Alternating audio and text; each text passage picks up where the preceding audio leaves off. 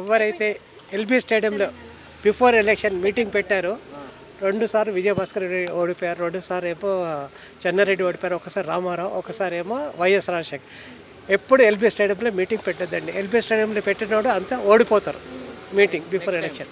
Next time sentiment అది 100% అండి.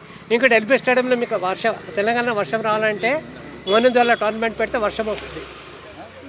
అంటే ఇప్పుడు 6 గ్యారంటీ పథకాలు ఇచ్చాడు కదా, మరి అవి అమలులోకి వస్తాయి అంటారా? ఇంకా అన్ని ఇవి అయితే కంప్యూటర్స్ అయితేనే అన్ని అవుతాయి. ఎన్నైతే ఏం చెప్పలేదు. చాలా మందికి చాలా సందేహాలు ఉన్నాయి కదా, మరి బ్యాంక్ అకౌంట్ నెంబర్ లేకుండా మరి అవి ఎలా బ్యాంక్ డబ్బులు వేస్తుంది అని. మీరు బ్యాంక్ అకౌంట్ వేసుకొని మళ్ళీ ఇవ్వాలి వాళ్ళకి ఇస్తే అవుతుంది కదా, కాకుండా కాదు. సిస్టమ్స్ అయ్యే అన్ని ఇప్పుడు ఖైదాలు పెట్టుకొని ఏం చేసి వాళ్ళంతా పాడేస్తున్నారు. ఖైదాలు సిస్టమ్లో అన్నీ నడుస్తున్నాయి. సిస్టంలో అన్నీ నడుస్తున్నాయి. మరి మహిళలకు ఉచిత బస్సు పెట్టారు కదా, దానిపైన మీ అభిప్రాయం ఏంటి?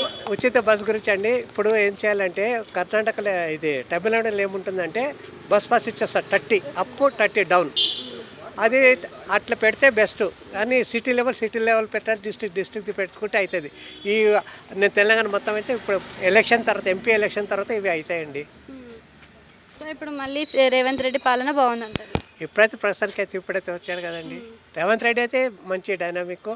అలాంటి వాడు మాట్లాడటానికి ఇప్పుడు తెలంగాణలో కాంగ్రెస్లో అలాంటి వాళ్ళు మాట్లాడేవాడు ఎవరు లేరు. Thank you. ఎందుకంటే ఇంకోటి చెప్తానండి, ఎందుకంటే అందరు నేను సీఎం అంటారు, కానీ కౌంటర్ వేసి మాట్లాడేవాడు రేవంత్ రెడ్డి లాగా ఎవరు లేరు. ఇదైతే గ్యారంటీ నేను ఇస్తాను. ఇప్పుడు కూడా ఇంకా ఎవరు రారు ఇప్పుడు దాకా అయితే.